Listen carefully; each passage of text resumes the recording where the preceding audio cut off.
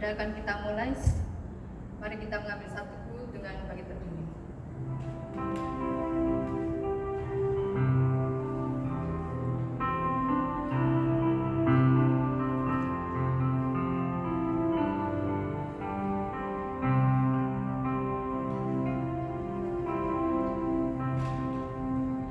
Arahkanlah hatimu kepada Tuhan dan beribadahlah kepadanya dengan sikap penyembahan. Pertolongan kita adalah dalam nama Tuhan Yesus yang menjadikan langit dan bumi. Kasih karunia damai sejahtera dari Allah Bapa kita dan dari Tuhan Yesus Kristus menyertai kamu. Mari kita pujikan Yesus, kau sungguh baik.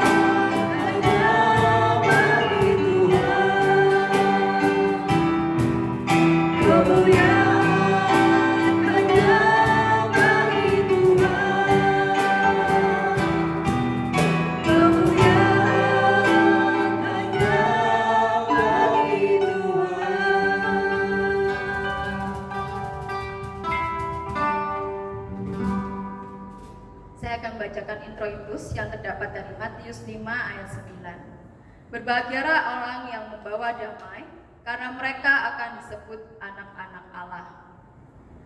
Mari kita persiapkan hati kita akan mengakui dosa kita memujikan seperti bulu domba.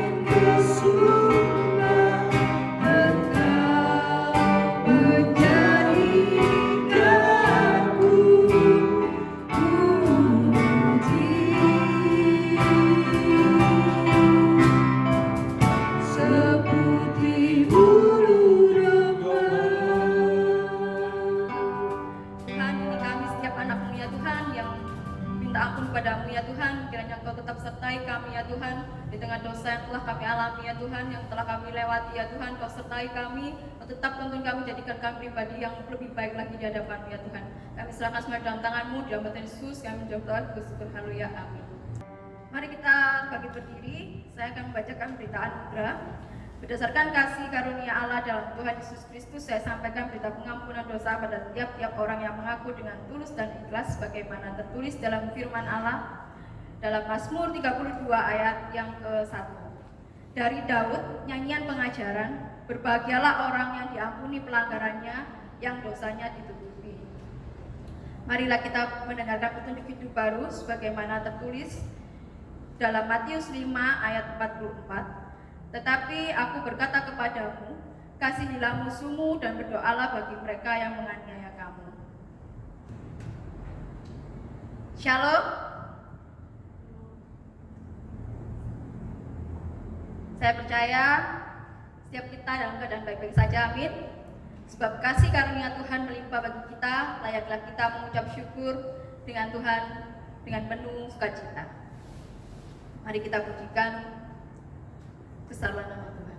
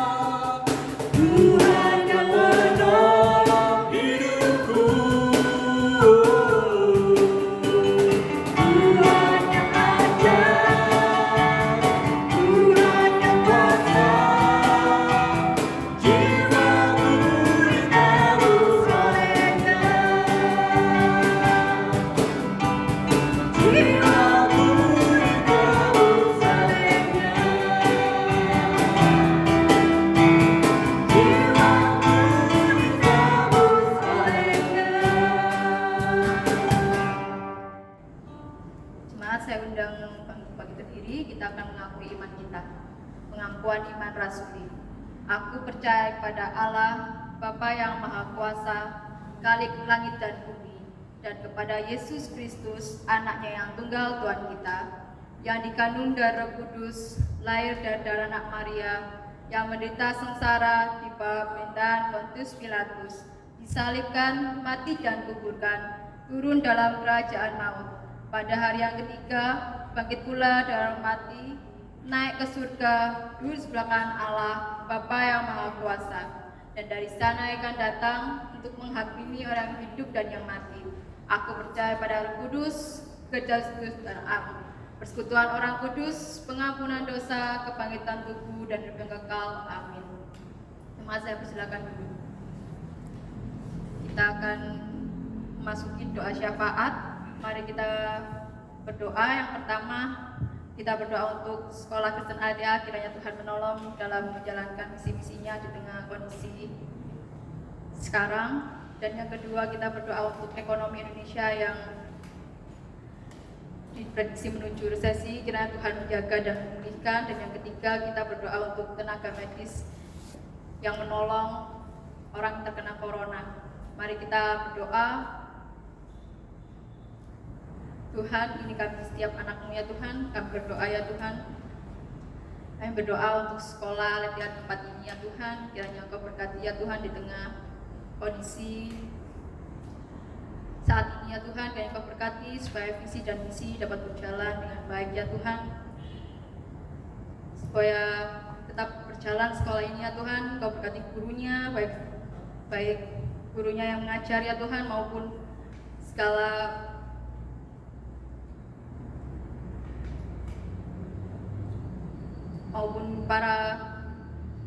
para orang tua yang mengajar murid anak-anaknya di rumah ya Tuhan. Kau berkati ya Tuhan. Kami juga berdoa ya Tuhan untuk perekonomian Indonesia yang saat ini sedang buruk ya Tuhan. Kiranya Kau berkati ya Tuhan agar segera dipulihkan ya Tuhan. Kami juga berdoa untuk tenaga medis yang membantu dalam orang-orang yang terkena penyakit COVID ya Tuhan. Kiranya Engkau berkati ya Tuhan agar mereka tetap diberikan kesehatan dan bisa tetap melayani di rumah sakit dengan baik ya Tuhan. Kami serahkan semua doa kami ya Tuhan dalam tangan-Mu ya Tuhan. Dalam nama Tuhan Yesus kami berdoa dan bersyukur. Haleluya. Amin. Sebelum kita mendengarkan firman, mari kita pujikan Ku datang dan ku bersih.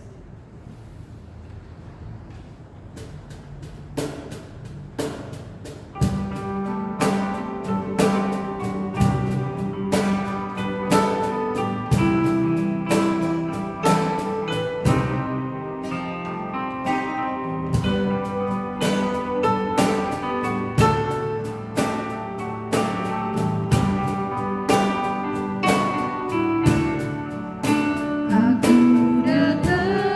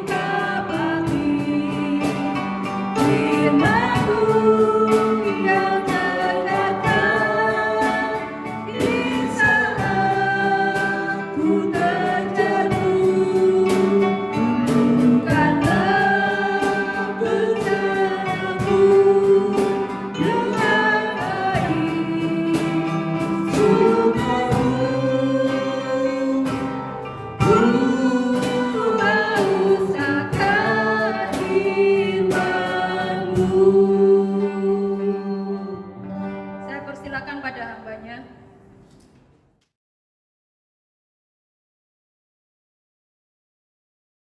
Shalom, rekan-rekan remaja yang dikasihi Tuhan. Bagaimana, apakah sudah siap untuk dengar firman Tuhan hari ini? Nah, lo ajak kita untuk fokus mendengarkan firman Tuhan. Sebelum itu, lo ajak kita berdoa terlebih dahulu. Mari kita berdoa. Ya Bapa yang baik, kami bersyukur untuk kesempatan kami boleh belajar firman Tuhan.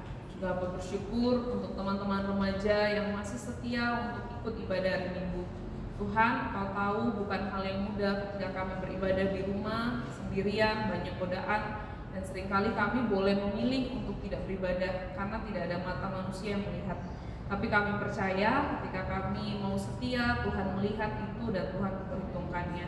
Tuhan, biarlah setiap anak-anak remaja yang hari ini, setiap jemaat-Mu yang hari ini mendengarkan firman Tuhan boleh bertumbuh di dalam kebenaran firman Tuhan ini.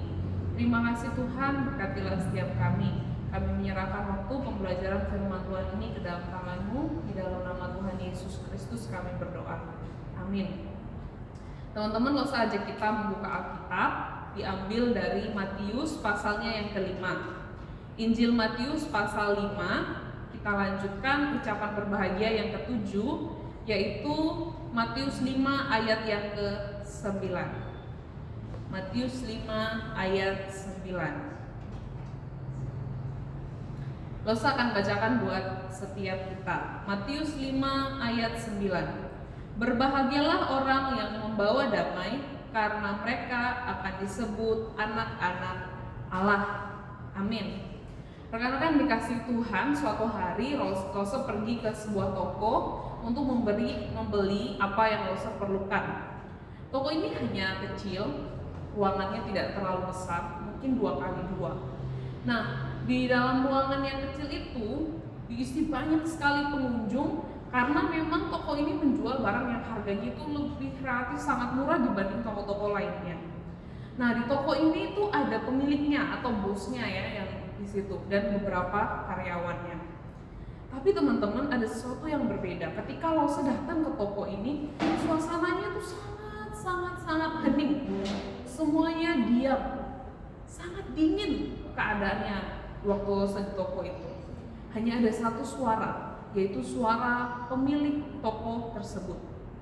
Sedikit-sedikit dia bilang, ayo cepat dong, kamu nih lambat sekali kerjanya. Lalu dia bilang lagi sama karyawannya yang lain, ayo mbak, mana ini sudah ditunggu sama pelanggannya, kenapa lambat sekali? Lalu dia bilang lagi, orang ini kenapa kok lama sekali ini. Lalu dia mulai ngomel-ngomel teman-teman ya. Ketika Loso mulai masuk ke toko itu, suasananya itu sangat dingin. Semua pelanggan yang datang itu diam, nggak berani ngomong, nggak berani nanya, semua diam. Karena kenapa? Karena bosnya ini marah-marah terus, ngomel-ngomel terus teman-teman.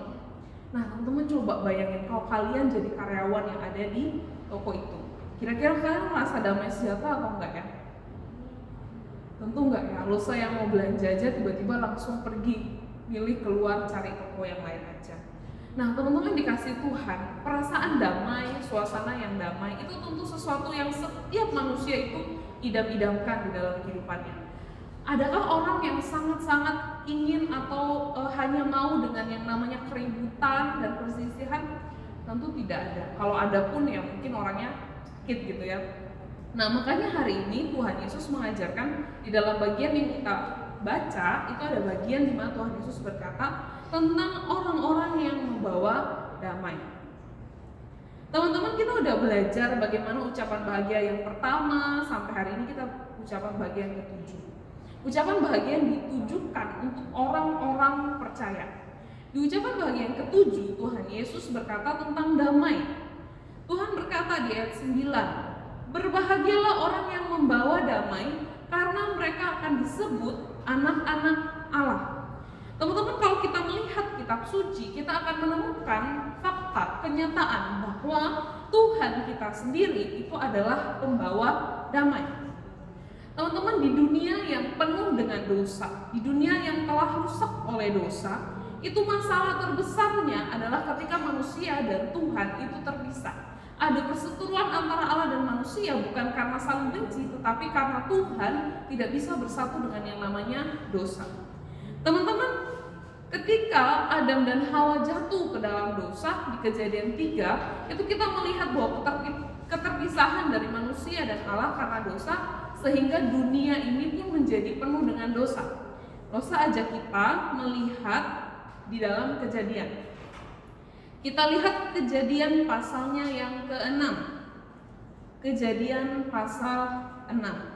Setelah Kejadian 3 itu Adam dan Hawa jatuh dalam dosa, kemudian ada kisah Kain dan Habel. Lalu bagaimana pertumbuhan manusia di bumi? Di Kejadian pasal 6 ayat yang kelima dicatat, ketika dilihat Tuhan bahwa kejahatan manusia besar di bumi dan bahwa segala kecenderungan hatinya selalu membuahkan kejahatan semata-mata. Dosa lanjut di Kejadian 6 ayat 11 sampai 12. Ayat 11 dan 12 dicatat demikian. Adapun bumi itu telah rusak di hadapan Allah dan penuh dengan kekerasan. Allah menilik bumi itu dan sungguhlah rusak benar, sebab semua manusia menjalankan hidup yang rusak di bumi. Teman-teman perhatikan bahwa ada kata rusak yang terus diulangi di ayat itu. Kenapa teman-teman? Sebab pada faktanya memang bumi itu sudah rusak karena dosa. Semuanya rusak, termasuk apa yang paling penting, masalah terbesar adalah yang rusak itu adalah relasi manusia dengan Allah. Penuh kekacauan. Maka Tuhan menjanjikan seorang Mesias. Di dalam Yesaya pasal 9 ayat 5 dijanjikan bahwa Mesias itu akan datang. Siapa itu? Tuhan Yesus. Mesias itu akan datang. Dan dikatakan di Yesaya 9 ayat 5, gelar dari Mesias itu adalah apa? Penasehat ajaib, Allah yang perkasa, Bapa yang kekal, dan Raja damai. Teman-teman, Tuhan kita itu adalah pembawa damai. Tuhan sendiri membawa damai ke tengah-tengah dunia yang penuh dengan dosa. Ia membawa damai ke dalam dunia yang sudah hancur dan rusak oleh karena dosa. Pendamaian yang Tuhan sediakan, pendamaian yang Tuhan Yesus bawa, itu ada dua hal. Yang pertama adalah pendamaian antara Allah dan manusia. Pendamaian antara Allah dan manusia. Tuhan Yesus datang ke dunia, dia mendamaikan yang pertama hubungan antara Allah dan manusia. Teman-teman gak usah ajak kita melihat Yesaya pasal 2, Yesaya pasal 2 ayat 13 sampai 14.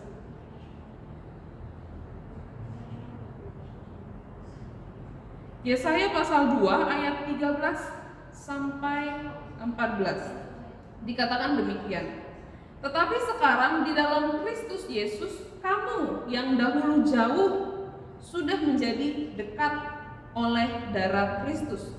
Karena dialah damai sejahtera kita yang telah mempersatukan kedua pihak dan yang telah merubuhkan tembok pemisah, yaitu perseteruan. Di dalam Kristus, di dalam darah Kristus, dia membawa damai. Di dalam Kristus ada damai. Damai yang dahulunya kita itu manusia jauh dari Tuhan. Kemudian kita itu jadi dekat.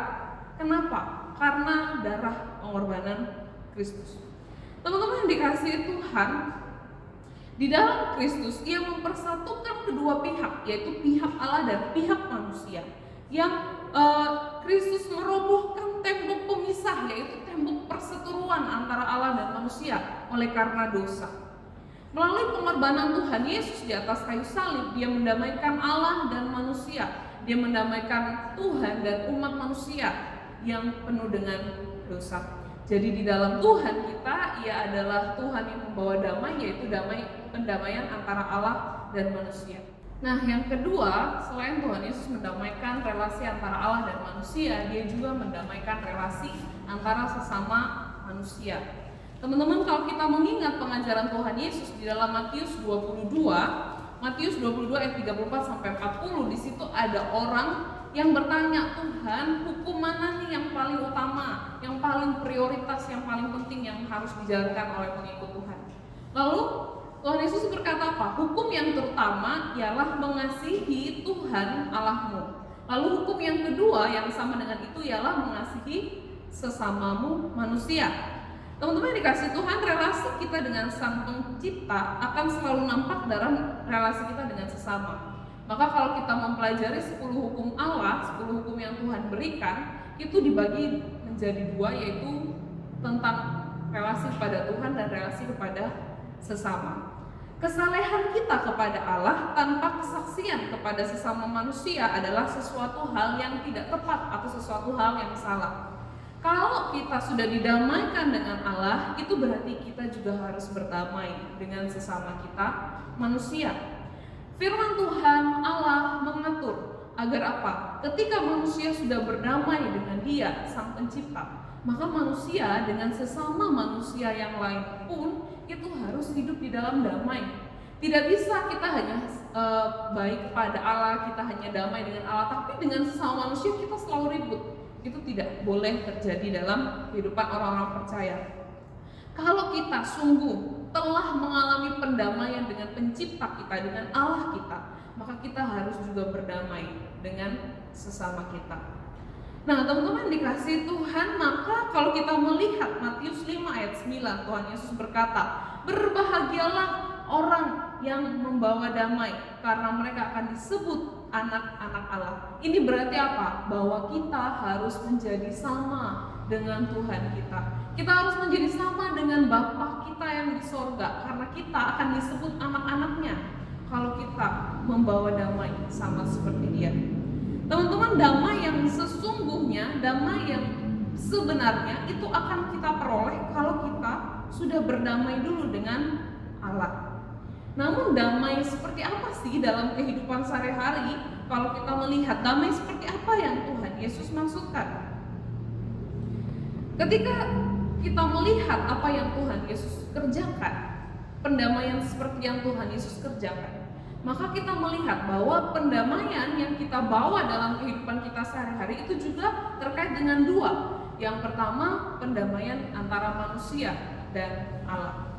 Teman-teman, ketika Tuhan Yesus berkata berbahagialah orang yang membawa damai, itu artinya kita membawa manusia untuk bisa berdamai dengan Tuhan, membawa orang lain untuk berdamai dengan Tuhan.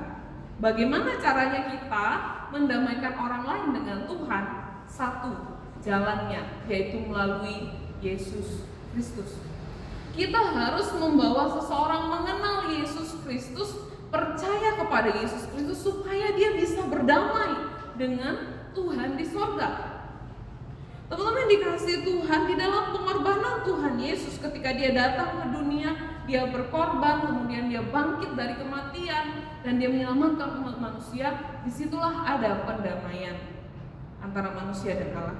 Maka ketika kita mau membawa damai antara manusia dan Allah, kita harus mengabarkan Injil kepada manusia. Kita harus sampaikan tentang Tuhan Yesus kepada orang-orang lain. Teman-teman, seringkali kita takut membawa berita Injil. Seringkali bahkan kita malas untuk ngomong tentang Tuhan kepada orang-orang lain. Tetapi firman Tuhan berkata, kamu orang percaya harusnya menjadi pembawa damai. Kamu harusnya bisa membuat manusia itu berdamai dengan Allah. Artinya apa? Kita membawa berita tentang Kristus, tentang Injil Yesus Kristus kepada orang itu. Entah itu teman kita, entah itu keluarga kita, entah itu saudara kita. Mereka yang masih berseteru dengan Allah, artinya mereka yang belum percaya kepada Kristus. Kita sampaikan berita tentang Injil. Lalu yang kedua adalah membawa pendamaian antar sesama manusia.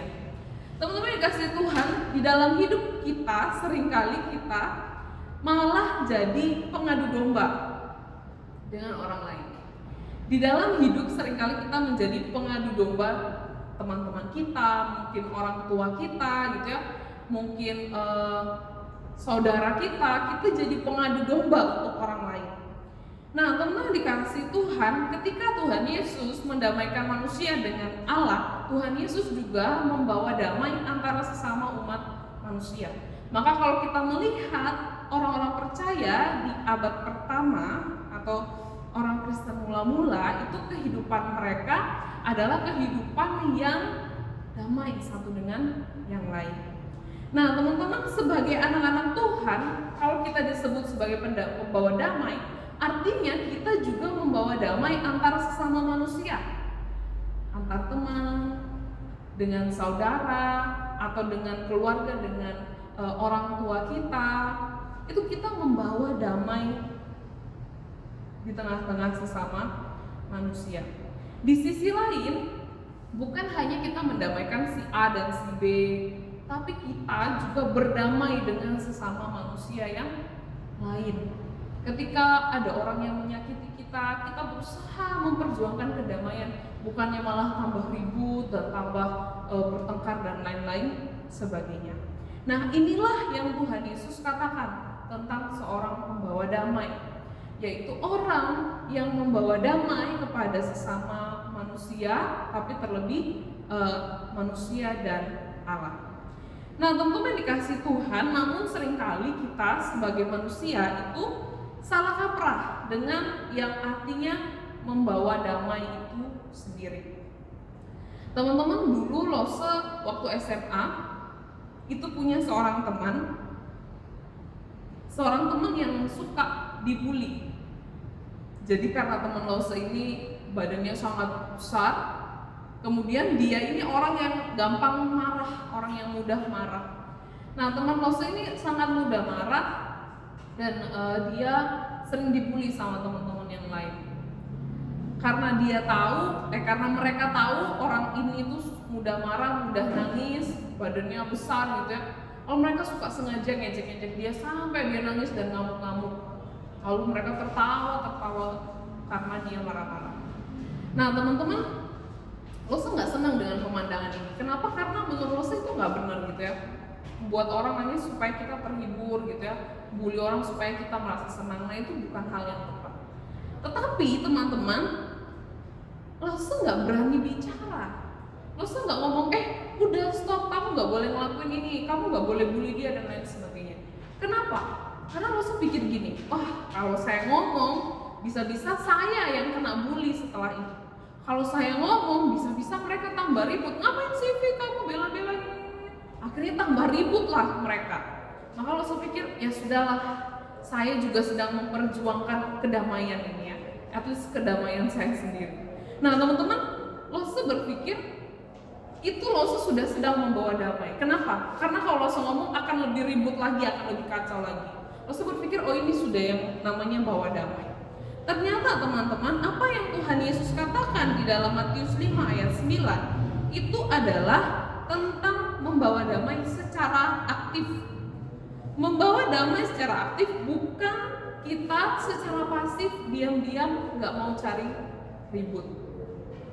Pembawa damai yang Tuhan Yesus katakan pada bagian ini itu adalah pembawa damai di mana seseorang aktif melakukan sesuatu agar ada tercipta kedamaian di tengah-tengahnya.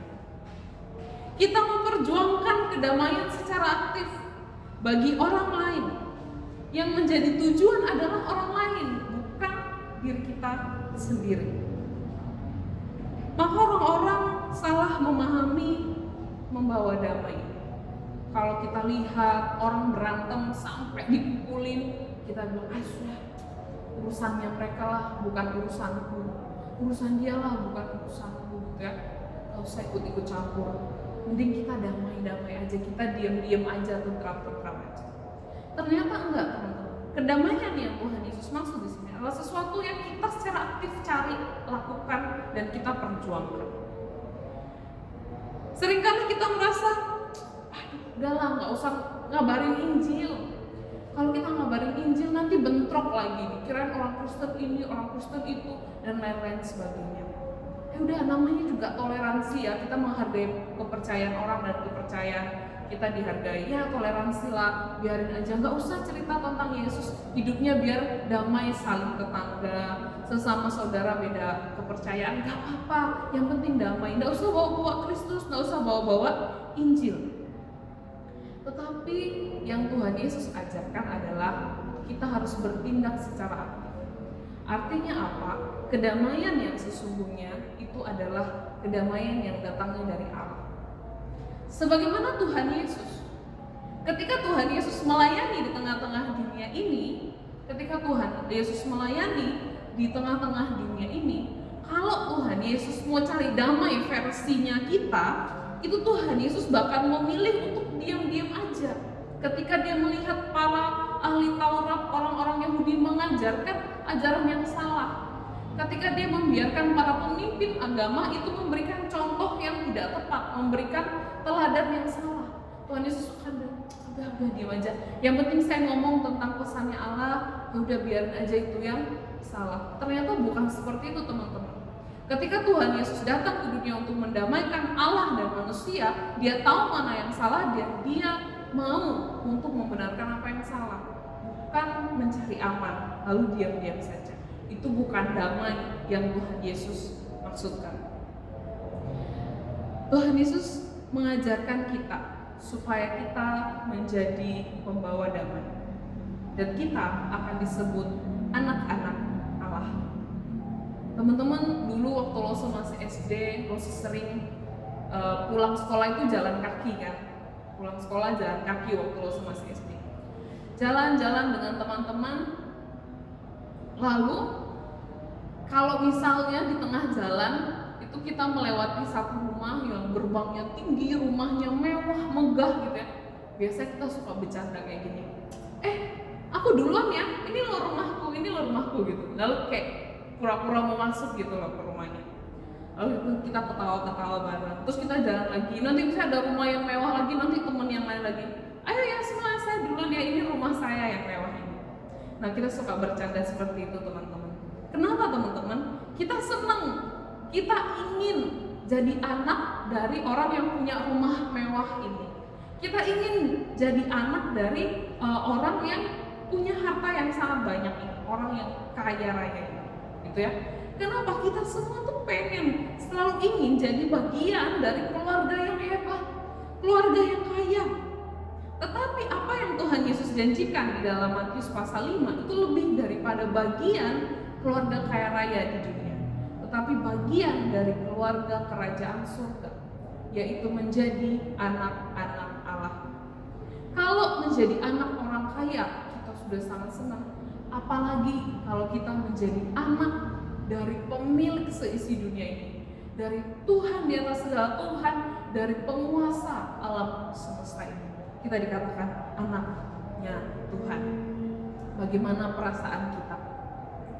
Teman-teman yang dikasihi Tuhan, kita disebut anak Allah sebab kita menunjukkan identitas kita sebagai anak Allah. Sebagaimana Allah kita adalah pembawa damai, maka kita pun membawa damai.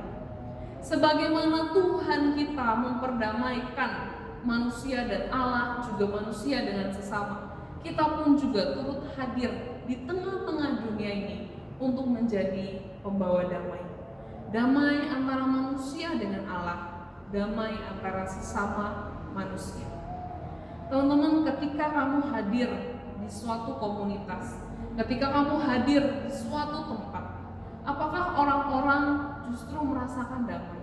Atau justru karena perkataanmu, karena cara ngomongmu, karena cara kamu memperlakukan orang lain, itu justru orang merasa tidak nyaman.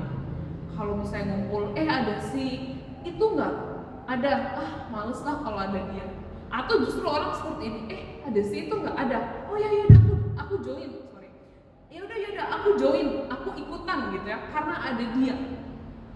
Teman-teman, kehidupan kita harus menjadi pembawa damai, sehingga orang melihat Tuhan. Kita mengabarkan tentang Tuhan, kita membawa damai kepada sesama, dan kita pun juga berdamai dengan sesama kita. Biarlah firman Tuhan hari ini menolong kita untuk kita menjadi pembawa damai di dalam kehidupan kita, sehingga kita menunjukkan bahwa kitalah anak-anak Allah. Mari kita berdoa. Ya Tuhan yang baik, terima kasih Tuhan, karena hari ini kami sudah belajar dari Engkau. Tuhan Yesus sendiri adalah pembawa damai di tengah-tengah dunia ini. Engkau mendamaikan manusia dan Allah. Engkau juga mendamaikan manusia dan sesamanya. Maka kami yang adalah anak-anak-Mu harus menjadi sama seperti-Mu. Kami juga mau membawa damai dimanapun kami berada. Tolonglah kami Tuhan, sebagai remaja-remaja Kristen, kami boleh membawa damai kami tengah-tengah dunia ini. Terlebih kami membawa damai yang datangnya daripada Tuhan di tengah-tengah dunia ini. Terima kasih Tuhan, terima kasih. Inilah doa kami, bawa di dalam satu nama Tuhan kami, Tuhan Yesus Kristus. Amin.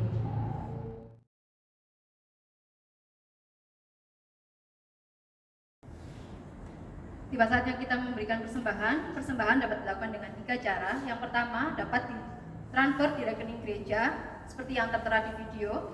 Yang kedua, biasa juga disimpan terlebih dahulu dan diberikan saat ibadah tatap muka. Dan yang ketiga, bila jemaat memiliki kerinduan, bisa diberikan secara langsung di gereja pusat, di Katedral Saret Jalan Penghela, dimasukkan ke dalam amplop, diberi nama, tanggal, dan asal gereja. Mari kita pujikan hitunglah berkat.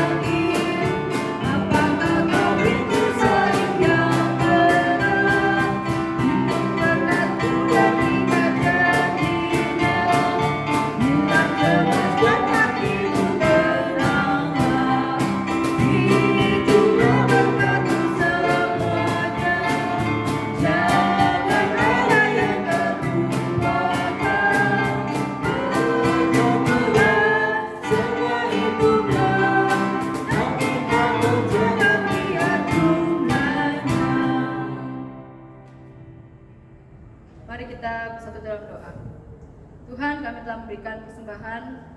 Kiranya persembahan yang kami berikan bisa berguna bagi kerajaan-Mu di tempat ini ya Tuhan. Kami serahkan dalam tangan-Mu ya Tuhan. Di dalam Tuhan Yesus kami sudah berdoa dan mengucap syukur. Amin. Tiba saatnya kita mengakhiri ibadah kita. Mari kita pujikan doksologi dan doa berkat akan disampaikan oleh hamba-Nya.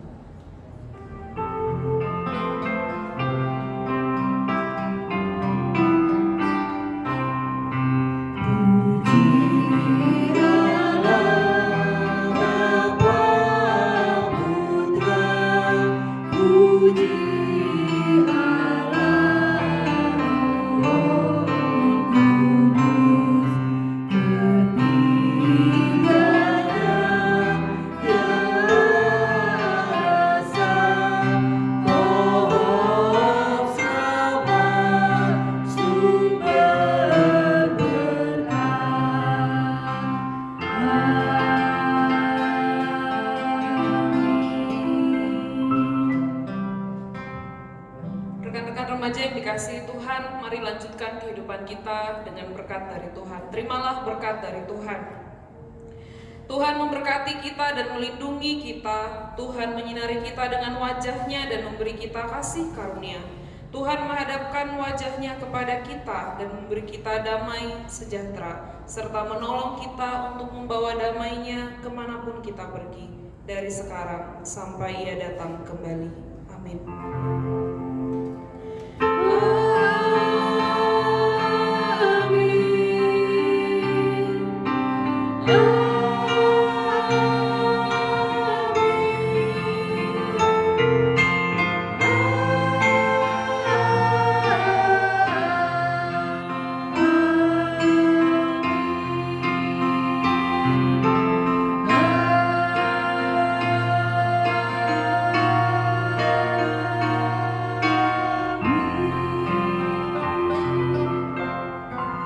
Ibadah kita selesai. Tuhan Yesus memberkati setiap kita.